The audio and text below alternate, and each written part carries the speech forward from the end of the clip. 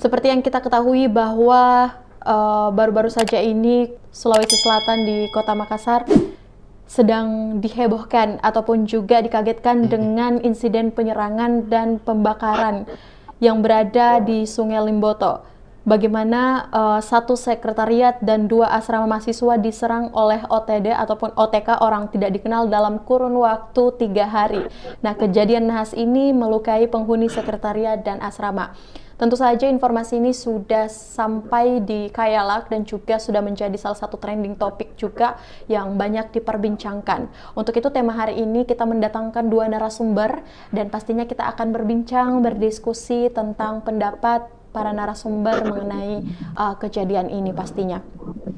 Baik, yang pertama saya memulai dulu dari, karena kita masih menunggu Pak Andi Syahriwijaya, jadi saya mau memulai dulu dari Pak Buhari Kahar Muzakar. Halo, Assalamualaikum, selamat sore Pak Buhari, boleh dinyalakan mikrofonnya. Waalaikumsalam warahmatullahi wabarakatuh. Ya, selamat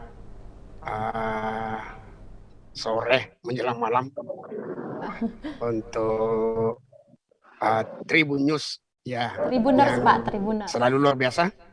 Ya. Tribuner. Ya. Iya. Pak, dengan kejadian tersebut yang sempat menggegarkan bahkan sampai hari ini juga masih menjadi suatu informasi yang sudah beredar di tengah-tengah masyarakat dan pastinya menjadi satu informasi juga sebagai kejadian yang pastinya akan menjadi banyak pembelajaran juga dari kejadian penyerangan tersebut.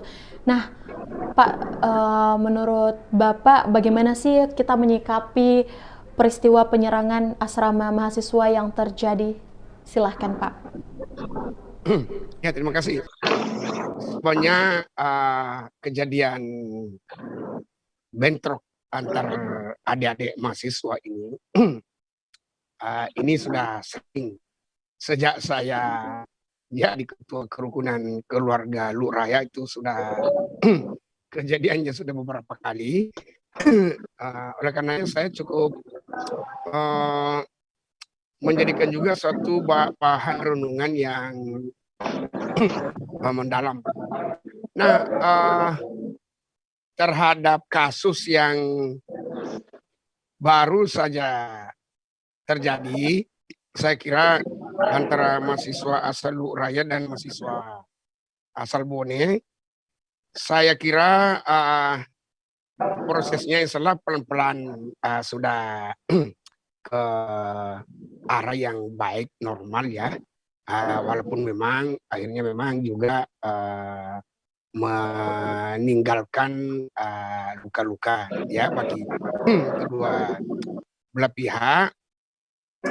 Dan berdasarkan pengalaman selama ini, dan itu saya sampaikan dalam pertemuan kami, bincang kami kemarin di salah satu kafe di Makassar, saya dengan beberapa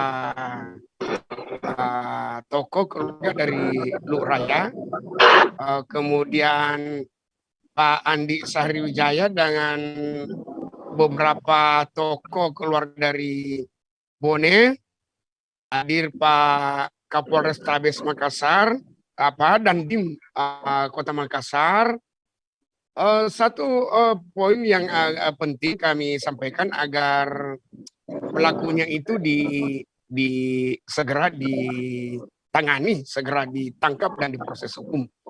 Biasanya kalau sudah pelaku itu ditangani seperti itu biasanya langsung meredakan. Nah, berlanjut lagi tadi pagi hingga siang, pertemuan yang dimediasi Pak PLT Gubernur Selatan Pak Andi Sudirman dengan mengundang berbagai elemen dari Tanah Luhur. Ada hadir dua bupati dan tokoh masyarakat dari Polda dan Pangdam juga hadir. Saya kira insya Allah itu makin menunjuk pada menyelesaikanlah.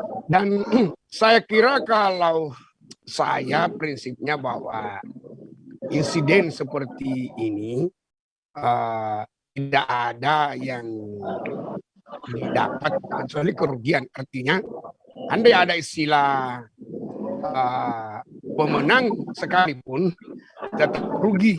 Ya, kira-kira seperti itu. Maka kita tentu berharap ke depan adik-adik mahasiswa ini janganlah terjadi lagi. Nah, pada kesempatan ini saya ingin menyampaikan hal-hal yang mungkin lebih bersifat cakrawala daripada sekedar kasusnya. Artinya tentu berangkat dari kasus. Kemudian kita bagaimana membuat cakrawala. Tentu setiap manusia atau komunitas orang semua kan cita-citanya itu hidup damai, rukun dan sejahtera. Ya, tapi dalam fakta di tengah masyarakat kelas itu kadang terjadi, ya kadang tak terhindarkan dan terjadi. Ada yang saya ingin sampaikan pada kesempatan ini. Setidaknya pada kasus-kasus kejadian perkelahian antar mahasiswa, setidaknya ada tiga poin yang saya ingin sampaikan. Pertama, kepada adik-adik mahasiswa yang akhirnya terjadi clash seperti ini, kalau itu akhirnya terjadi, saya itu berharap agar gentleman. Ya, gentleman artinya kalau Anda berperkara, katakanlah A berperkara dengan B, ya, maka yang kita harapkan itu gentleman lah. Artinya, kalau si A itu memukul B, ya, dan B mau membalasnya, harus balasnya ke A. Jangan misalnya si A memukul B, B balas ke C, ya kemudian C membalas lagi ke D. Artinya apa yang saya maksud bahwa terjadi satu fenomena yang itu sering terjadi selama ini, dua orang bertikai di satu kampus yang kemudian akhirnya melibatkan terjadi korban yang lain yang tidak tahu ini dan saya masuk. A misalnya memukul B, B membalasnya ke C, bukannya membalasnya ke A. Lahirlah korban orang-orang yang tidak tahu apa-apa. Nah, dalam kondisi seperti itu akhirnya nyerempet dia masuk ke zona yang disebut sebagai antar daerah. Padahal mungkin akarnya adalah individual, mungkin perkara urusan pacar mungkin antara dua orang. Akhirnya kok melebar. Nah, ini yang akhirnya membawa nama daerah. Saya anggap fenomena seperti itu terus terang tidak intelijen. Adik-adik mahasiswa ya, kita tidak berharap adik-adik itu berkelahi, tapi kalaulah itu terjadi seperti itu, ya jangan istilahnya ini kayak berkelahi kayak apa ya, begitu. Jadi saya mau kata begini, andai kata perkelahian ini ibarat sebuah tontonan, ya harus juga ada etikanya lah. Ya, berkelahi dengan yang memang yang Anda punya masalah, jangan melibatkan skop yang luas begitu, akhirnya efeknya jadi lain. Yang kedua, ini tentu mungkin satu diskusi dengan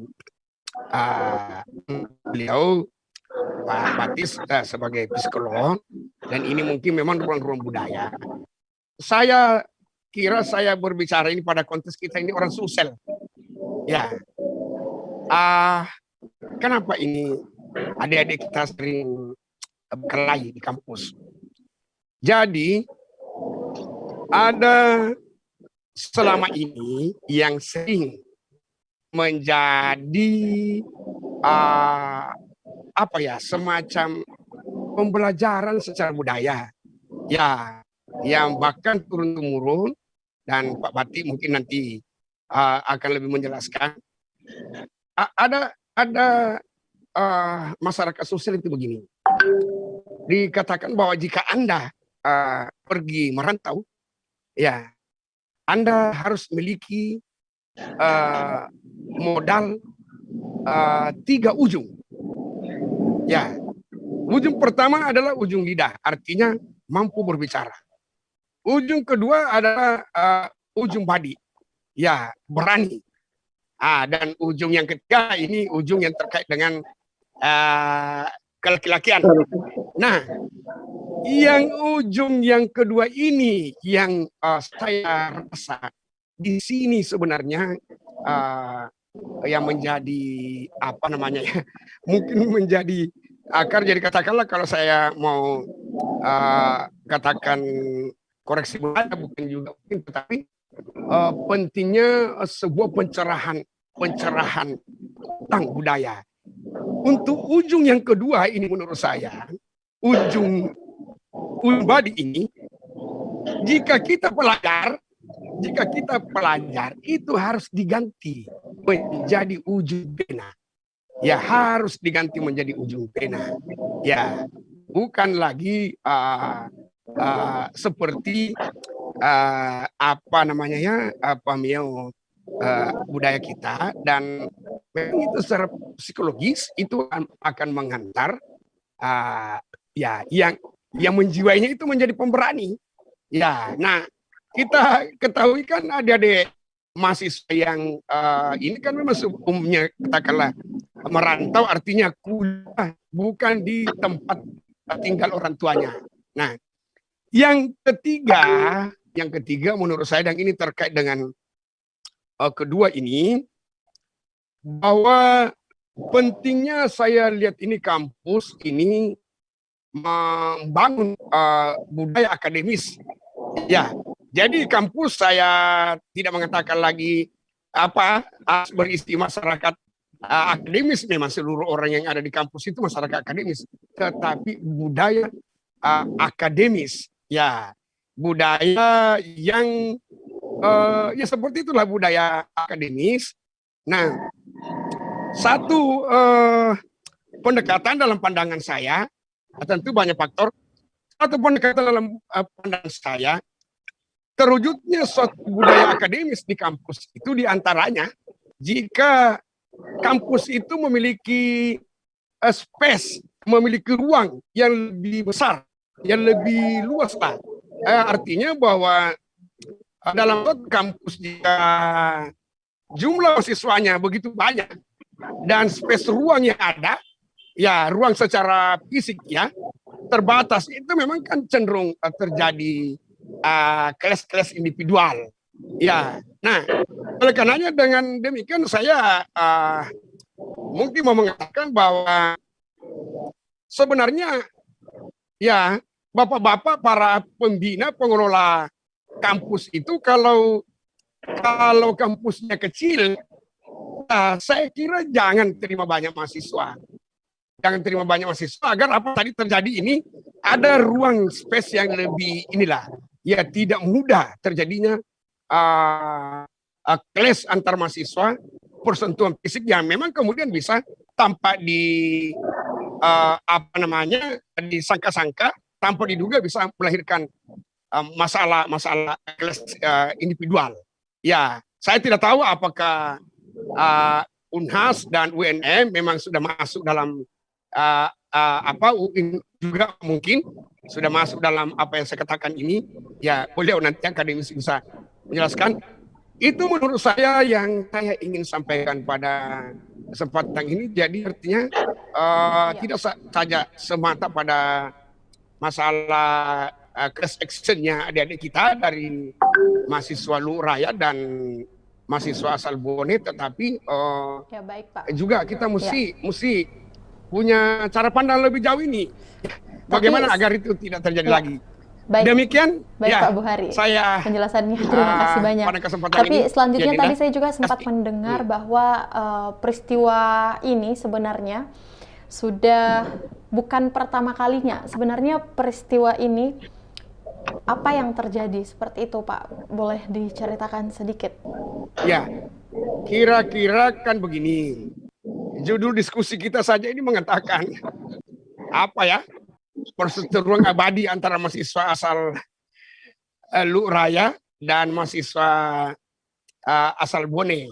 Ya, ini kan judulnya kayak apa itu kalau sepak bola ini di Liga Spanyol ini ada namanya apa namanya itu El Clasico, artinya klasik antara Real Madrid dengan Barcelona. Memang sedunia itu ini karena kalau itu dialamatkan dalam logika seperti itu dialamatkan mahasiswa asal Lu Raya dan asal Bone. Ya. Saya kira menurut saya penyebabnya karena dua daerah memang ini penyumbang mahasiswa per daerah ya.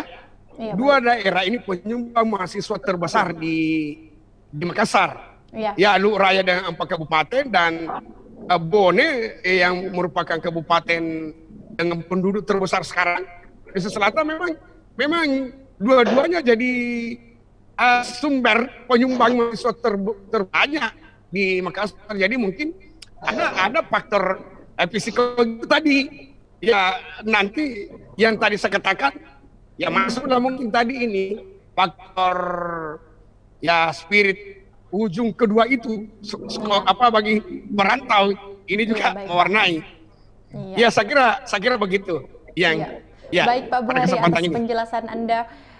Baik Tribuners, nanti juga kita akan mendengarkan penjelasan dari psikologi UNM. Namun sebelum itu saya masih mau bertanya lagi nih sama Pak Buhari sebelum saya melangkah ke narasumber selanjutnya.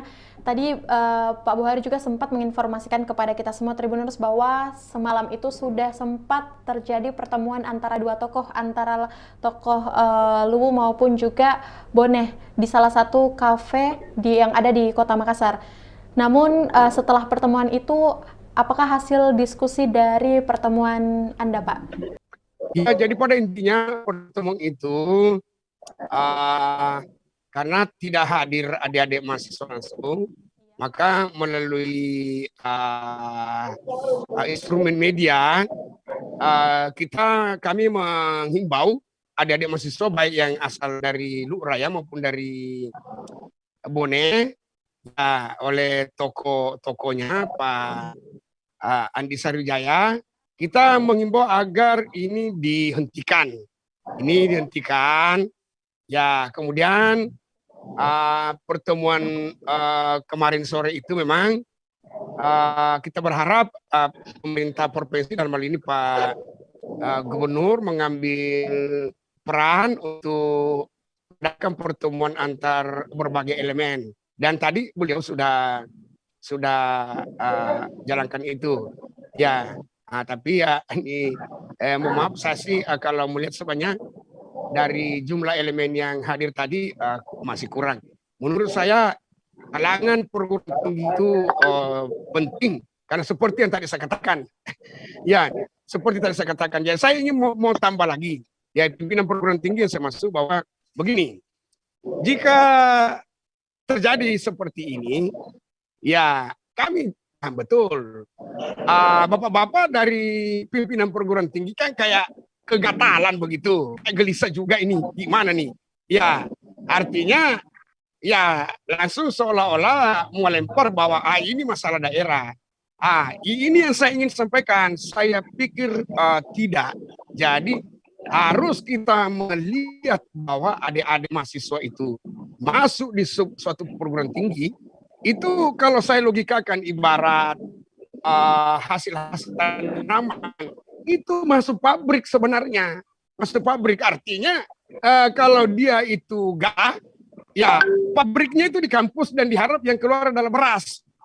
Ya, kalau dia jagung, pabriknya itu di kampus. Harap keluar adalah misalnya pakan ternak. Ya, kayak begitu. Paguyuban tidak. Kalau di paguyuban itu tidak. Kalau gabah yang datang, modelnya gabah. Ya, kalau jagung yang datang, ya jagung. Singkong yang datang ya singkong, tidak ada sebuah proses terjadi di paguyuban. Prosesnya itu di kampus. Kampus itu proses. Oleh karenanya, memang di sinilah peran kampus. Jadi, mohon maaf, beliau dari akademisi UNEM, ya saya mau mengatakan begitu. Kalau ada kejadian begini, pimpinan kampus itu, jangan itu tadi saya bilang, malah gelisah. Ya apa nih dari Luraya ini dari Bone? Oh enggak, saya malah terus terang aja,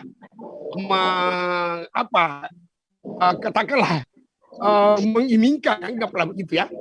Jika ada suatu kampus yang hebat, misalnya di Makassar, tahu bahwa mahasiswa asal Luraya dan mahasiswa asal Bone sering berkelahi.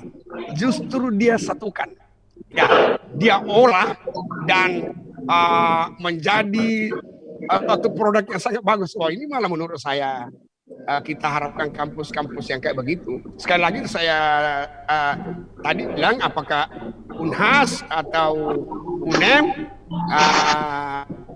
UIN dan lain-lain itu ada yang sudah masuk gitu. Saya kira demikian yang saya sampaikan. Ya, terima kasih. Baik Pak Buhari, terima kasih banyak. Selanjutnya mungkin bagaimana sebenarnya saat ini kondisi terkini dengan asrama-asrama yang terjadi penyerangan, asrama terkini, bagaimana kondisinya Pak? Asrama masih rusak, masih kan belum ditangani kan, belum. Ya, dan pertemuan tadi di kantor gubernur kan segera baik pemerintah provinsi maupun pemerintah kabupaten asal akan ya segera memperbaiki lah. Ya begitu. Ya, saya kira demikian. Terima kasih Tribuners, Anda masih setia untuk menyaksikan program Bincang Kota bersama Tribun Timur. Sore ini kita masih melanjutkan diskusi kita tentang tema kita pada hari ini, dan pastinya saya masih mau kembali kepada Bapak Buhari. Halo Pak Buhari. Kita akan melanjutkan beberapa pertanyaan lagi. Selanjutnya mungkin Kinan mau tahu bagaimana koordinasi yang saat ini dilakukan antara KKL dengan mahasiswa.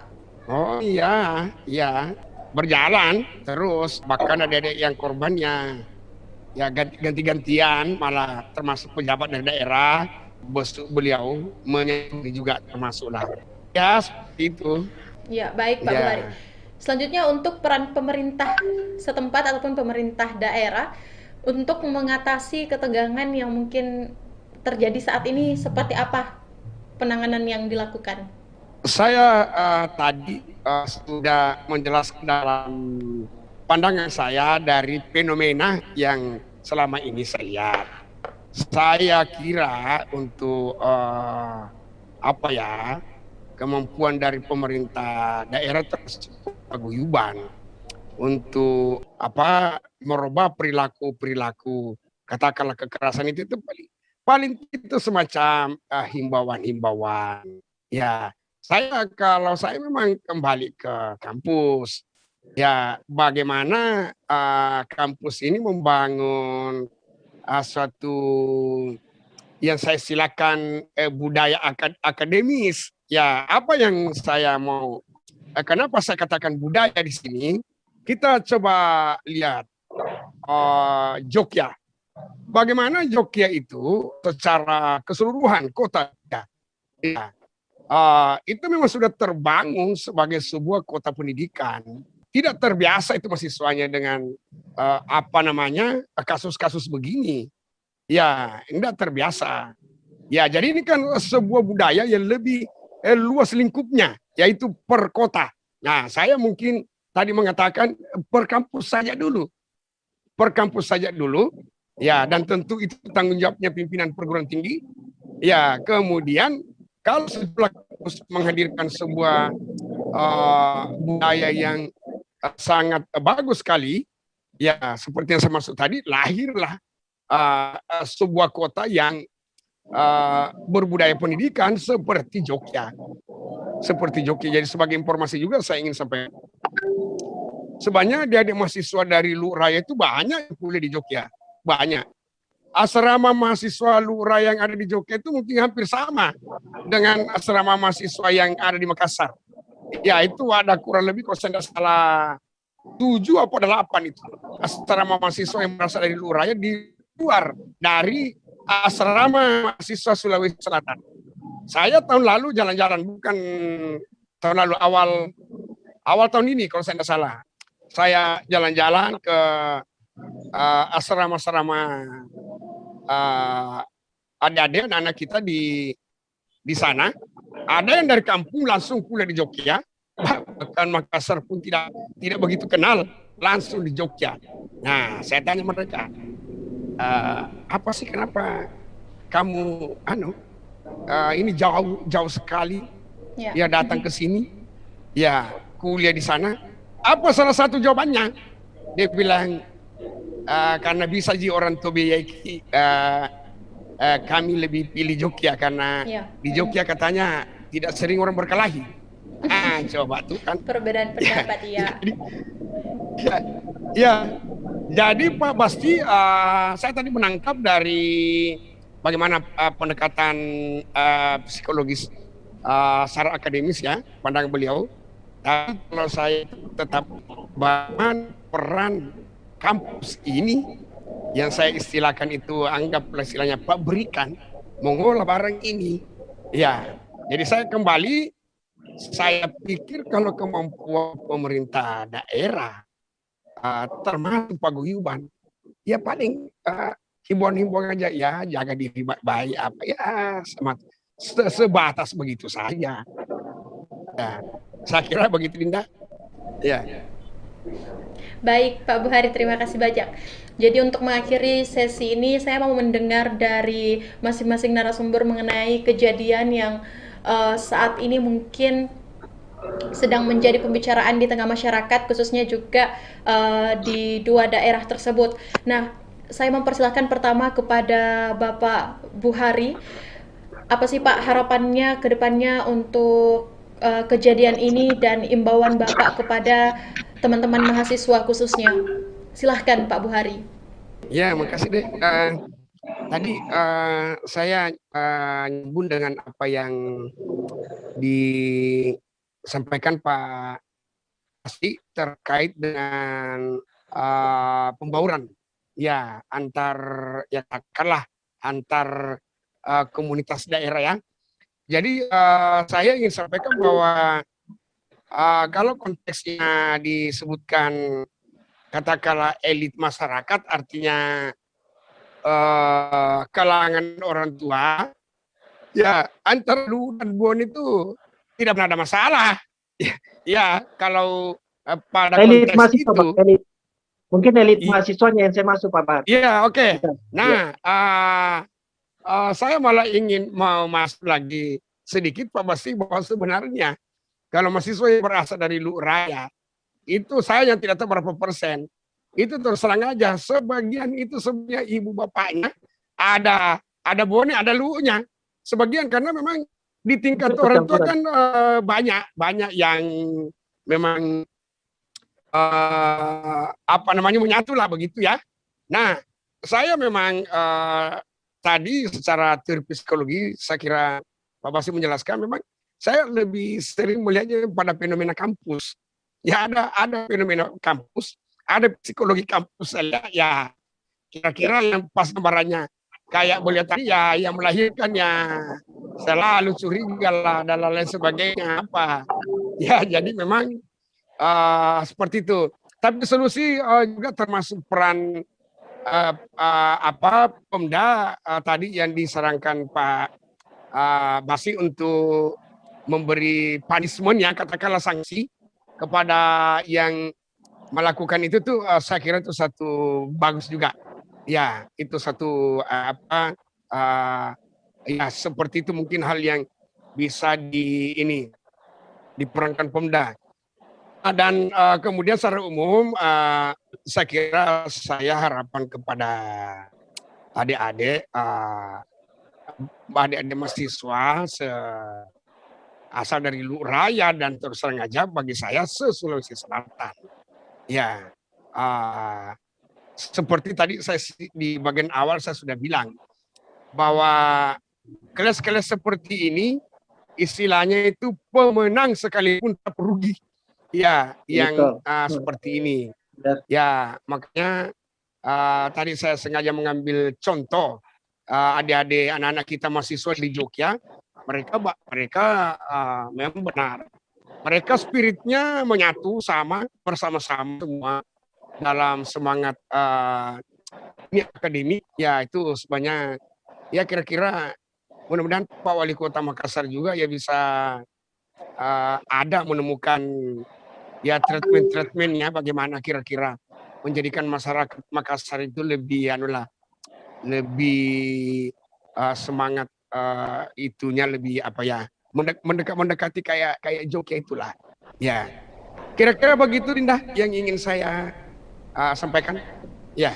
Baik, terima kasih banyak Pak Buhari atas penjelasannya dan juga masukan-masukan yang diberikan serta harapan kepada teman-teman mahasiswa, khususnya juga kejadian ini.